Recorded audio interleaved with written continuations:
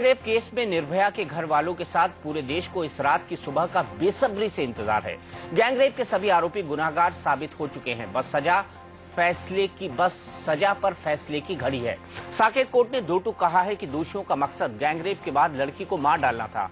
Court की यह टिप्पणी गुनाहगारों की सजा कम करने की दलील को पूरी तरह खारिज कर देती है।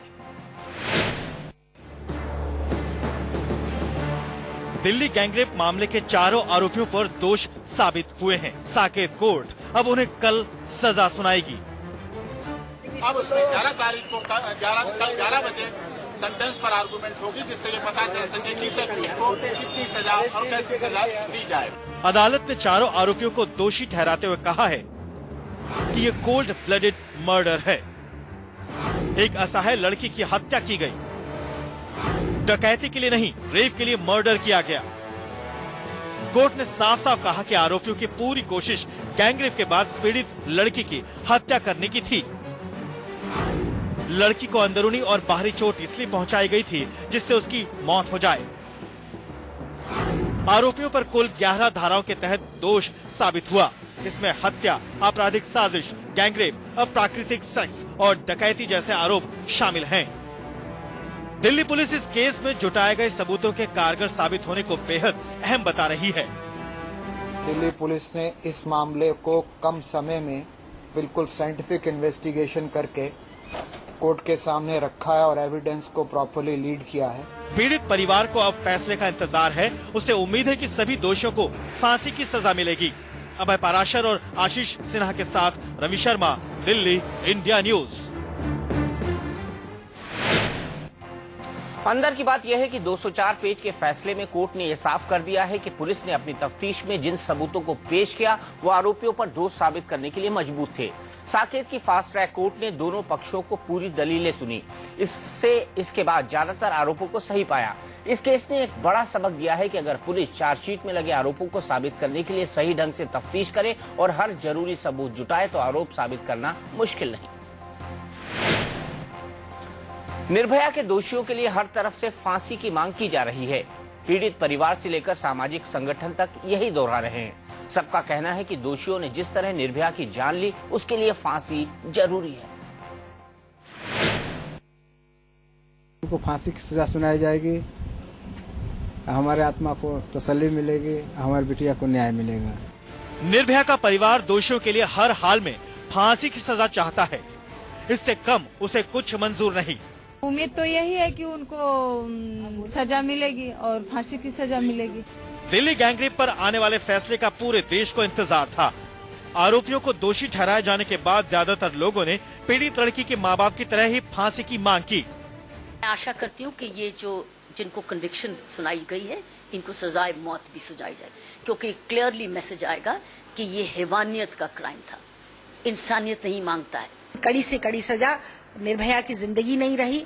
माँ बाप को पूरी उम्मीद है कि जिन लोगों ने उनकी बेटी की जिंदगी ली, उनकी जिंदगी आज कानून व्यवस्था ले लेगी। हमारा मानना है कि इस प्रकार के हीनस ऑफेंस इतना हीनस था कि सजाए मौत ही मिलनी चाहिए। ये एक rarest of the rare case था और इसका फैसला भी रेयरेस्ट ऑफ द रेयर ही होना चाहिए, ऐसा हमको उम्मीद है। जो दरिंदे इस प्रकार का कृत्य करते हैं उन्हें भी एक सबक मिलेगा। अब इंतजार कल की सुबह का है कि कल कोर्ट इन्हें उम्र कैद देती है या फिर सजाए मौत। दिल्ली से सहयोगी रवि के साथ आशीष सिन्हा, इंडिया न्यूज। अंदर की बात यह है कि 16 दिसंबर की घटना के बाद भले ही समाज के जागरूक होने की जितनी बात की जाए, लेकिन यह अधूरा सच है। लगातार रेप के बढ़ते मामले ये साबित कर रहे हैं कि कड़े कानून के बाद भी ऐसी वारदातों को रोकने की कोशिशें कामयाब नहीं हुई हैं। हालात ढाक के 3 पात वाले हैं। महिलाएं तो क्या, छोटे छोटे बच्चे तक महफूज नहीं। सरकार ने कानून तो बदल दिया, लेकिन समाज के बदलने की गारंटी कौन देगा? नरेंद्र मोदी की पीएम पद की उम्मीदवारी में अब बस 3 दिन की देरी रह गई है। मोदी को भी इसका पूरा एहसास है, इसीलिए उन्होंने प्रधानमंत्री और नेहरू गांधी परिवार पर हमले और तेज कर दिए। राजस्थान में वसुंधरा राजे की स्वराज संकल्प यात्रा के पूरे होने पर आज बीजेपी की बड़ी रैली थी। मोदी ने यूपीए सरकार पर हमला बोलने में इसका पूरा इस्तेमाल किया। नरेंद्र मोदी के नाम पर मुहर लगाने के लिए बीजेपी पार्लियामेंट्री बोर्ड की बैठक 13 सितंबर को होनी है, लेकिन उससे पहले मोदी का अंदाज देखकर साफ लग रहा था कि सन की 2 टूक के बाद अब उनके मन में पीएम पद की ताजपोशी को लेकर कोई संदेह नहीं। जयपुर में अमरूद के बाग मैदान में मोदी ने सीधे मनमोहन सिंह पर सवाल खड़े किए। नेता भी नहीं है, नैतिकता भी नहीं है। ये कांग्रेस पार्टी ऐसी है जिसके पास नेता भी नहीं है, नैतिकता भी नहीं है, नीति भी नहीं है। मोदी ने कहा कि सरकार की नीयत ही ठीक नहीं और इसी वजह से देश का हाल बेहाल है। कि दिल्ली में बैठे हुए कांग्रेस सरकार को रुपये की कीमत बचाने की चिंता नहीं है, सरकार बचाने की चिंता है। मोदी ने इसके बाद कहा कि कांग्रेस अब देश को नई ABCD पढ़ा रही है, जिसमें हर अक्षर को घोटाले के नाम से याद किया जाएगा। इसका मतलब होता है कि देश में भ्रष्टाचार, इसका मतलब होता है दामाद का कारोबार।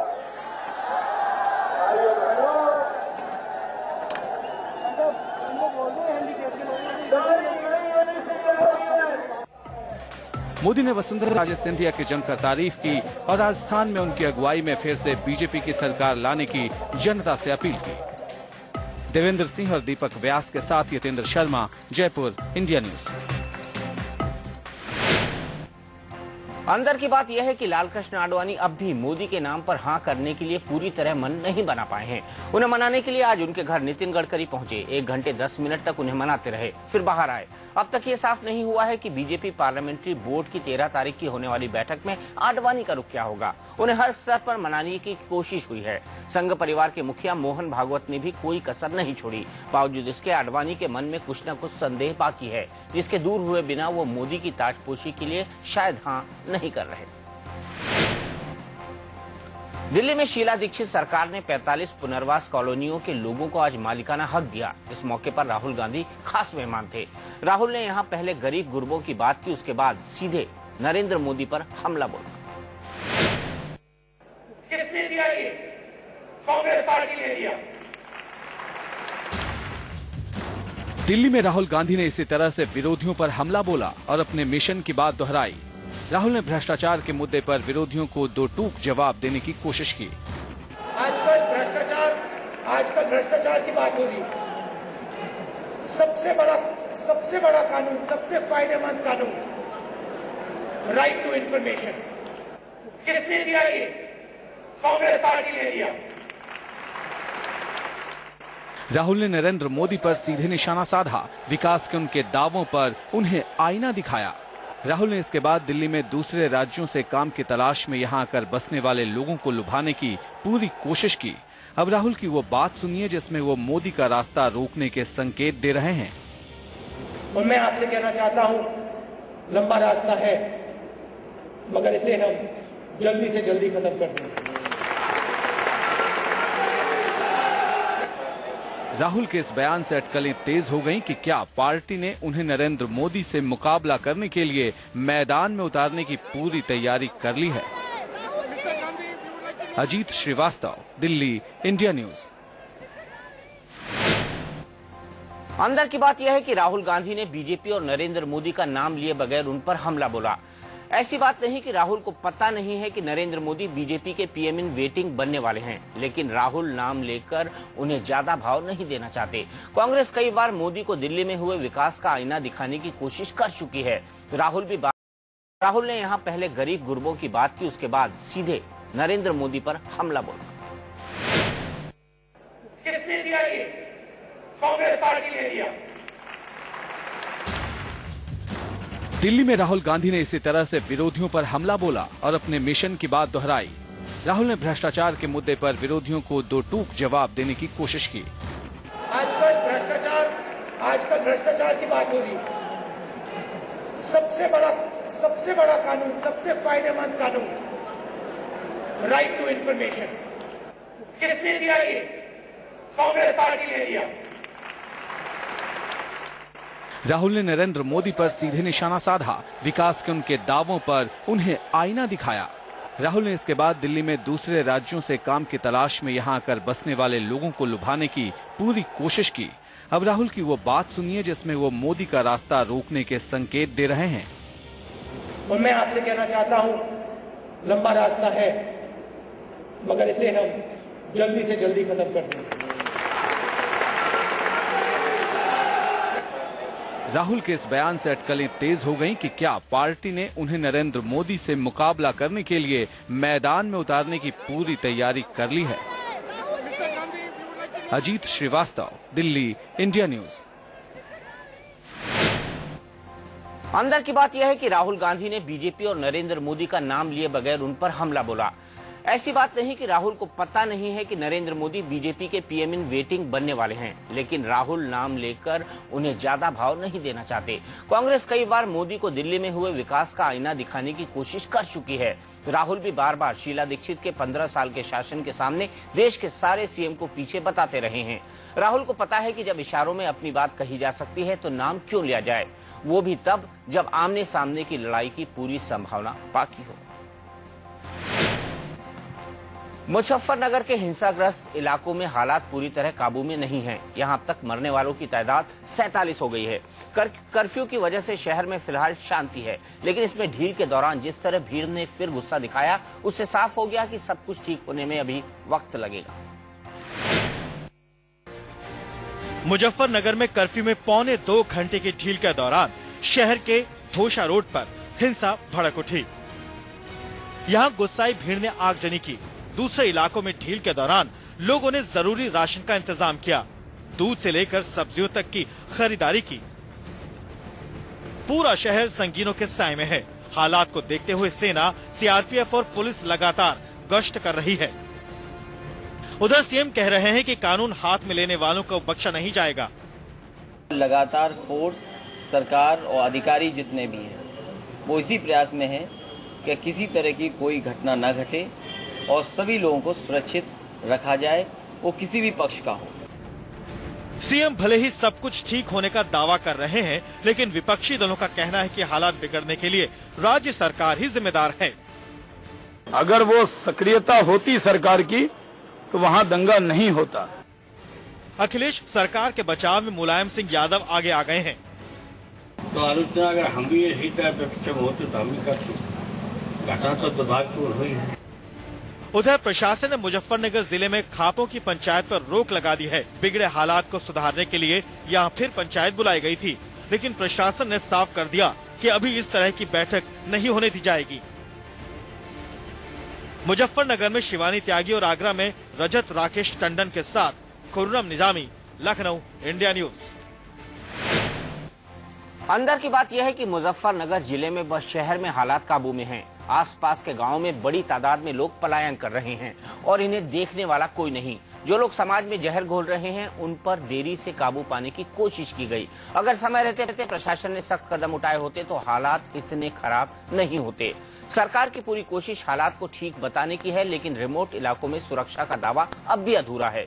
इसी वजह से 2 दिनों के भीतर मरने वालों की तादाद में 16 का इजाफा हो गया, जबकि सरकार हालात को काबू में बता रही थी। कांग्रेस सरकार को कटघरे में खड़ा किया है। ऐसा किसी और ने नहीं, खुद पार्टी अध्यक्ष शरद पवार ने किया है। प्रचार पवार का ताजा बयान साफ संकेत दे रहा है कि आने वाले दिनों में ये तनातनी और बढ़ेगी। एनसीपी और कांग्रेस की जंग एक बार फिर सामने आ गई है। एनसीपी सुप्रीमो शरद पवार ने महाराष्ट्र के मुख्यमंत्री पृथ्वीराज चौहान पर सीधे निशाना साधा है। शरद पवार ने कहा कि फाइल पर साइन करने से मुख्यमंत्री के हाथ कांपते हैं। 3-3 महीने से फाइलें लटकी पड़ी हैं। फाइलों पर साइन करने में मुख्यमंत्री को 2 से 3 महीने तक का वक्त लग जाता है। मेरे ख्याल से सरकार के हाथ को लकवा मार गया है। शरद पवार ने ये बातें पुणे में कही। पवार के अंदाज से साफ है कि वो एक बार फिर तेवर दिखाने के मूड में हैं। हालांकि ये कोई नई बात नहीं है। राज्य स्तर पर एनसीपी और कांग्रेस के नेता एक दूसरे पर जुबानी हमले करते रहे हैं, लेकिन पवार के इस बयान से साफ है कि एनसीपी और कांग्रेस में सब कुछ ठीक नहीं। सादिया समदानी के साथ bureau report, Pune, India news. अंदर की बात यह है कि शरद पवार का ये बयान कुछ और नहीं, बस चुनावी पैंतरा है। दरअसल चुनाव नजदीक है और सीटों के बंटवारे के लिए एनसीपी कांग्रेस पर दबाव बना रही है। इसीलिए अभी से पवार ने कांग्रेस सरकार के खिलाफ मोर्चा खोल दिया है। सवाल यह है कि अगर किसी फाइल को सरकार अटकाए रखती है तो एनसीपी उसी समय सवाल क्यों नहीं खड़े करती, देरी होने का इंतजार क्यों करती है, जबकि वो उसकी सहयोगी पार्टी है। अब से ठीक 10 घंटे बाद केदारनाथ मंदिर के शुद्धिकरण का काम शुरू हो जाएगा। कल से मंदिर में पूजा शुरू हो रही है। दिवाली से श्रद्धालु केदारनाथ मंदिर के दर्शन कर सकेंगे। तबाही के 86 दिन बाद केदारनाथ में फिर जयकारा गूंजेगा। केदारनाथ में बंद हुई पूजा फिर से शुरू हो जाएगी। बुधवार सुबह 7:45 से 8 बजे तक शुद्धिकरण का काम होगा। शुद्धिकरण के बाद कपाट खुलेंगे। हमारी मान्यता है कि जब एक बार पट खुल जाए तो पूजा बाधित नहीं होनी चाहिए और ज्योति जलती रहनी चाहिए। 40 फीट लंबा ये वही चमत्कारी पत्थर है जिसने मंदिर को गिरने से बचाया था। अब ये दिव्य शिला यहाँ से हटाई नहीं जाएगी। हमने जीएसआई से अनुरोध किया है कि जब आप केदारनाथ नगर की सफाई करेंगे तो ये जो हमारी दिव्य शिला है इसको वहीं रहने दें और इसको और वहीं मजबूत कर दें। मोदी ने अपने रुख में नरमी दिखाई है। उसने कहा कि अगर सीरिया अपने रासायनिक हथियारों को अंतर्राष्ट्रीय एजेंसियों के हवाले कर दे तो वो हमले को टाल सकता है और सीरिया ने ऐसा ही किया। इस संकट के टलने से भारतीय बाजार में जोरदार उछाल आया। सीरिया पर मंडरा रहे खतरे के टलने का असर शेयर बाजार में देखा गया। मंगलवार को शेयर बाजार ने इसका जोरदार स्वागत किया। शाम 3:20 पर बीएसई का सेंसेक्स 734.36 अंक तक चढ़कर 20,004.42 पर जा पहुंचा और बढ़त के साथ 19,997.10 पर बंद हुआ। रुपए में भी मजबूती देखी गई। डॉलर के मुकाबले रुपया 63.84 तक पहुंच गया। इस बीच रूसी प्रस्ताव के बाद सीरिया विवाद में अचानक नया मोड़ आ गया है। सीरिया रासायनिक हथियारों को अंतर्राष्ट्रीय जांच एजेंसियों को सौंपने के लिए तैयार हो गया है। इससे पहले भारत में सीरिया के राजदूत रियाद अब्बास ने इंडिया न्यूज से दो टूक कहा कि सीरिया पर अगर हमला हुआ तो वो कड़ा जवाब देगा। I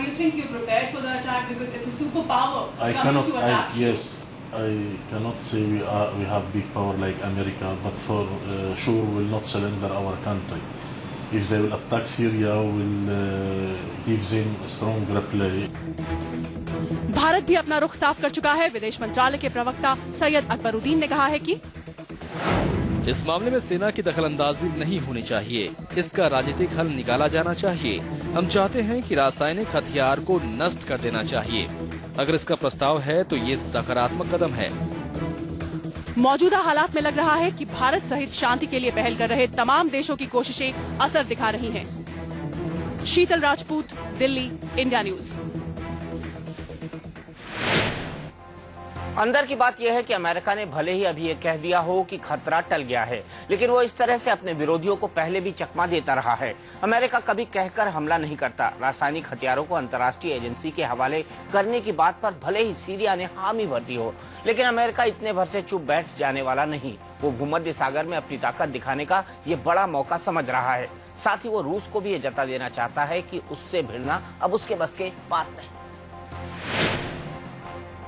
तो अंदर की बात